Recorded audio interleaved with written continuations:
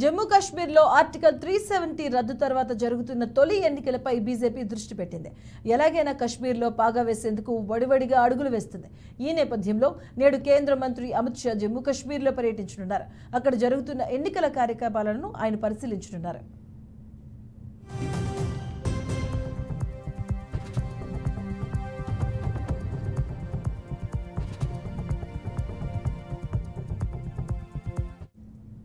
Baramulla, Anantnag parliament నియోజకవర్గాల్లో జరగనున్న ఎన్నికలపైనే special focus పెట్టింది.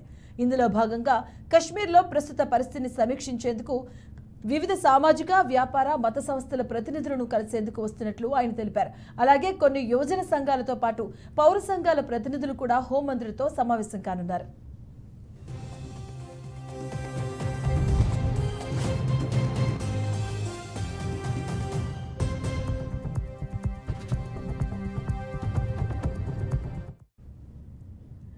అయితే నేడు సాయంత్రం 6 గంటలకు అమిత్ షా శ్రీనగర్కు చేరుకుంటారని రాష్ట్ర పరిపాలనా సీనియర్ అధికారి తెలిపారు.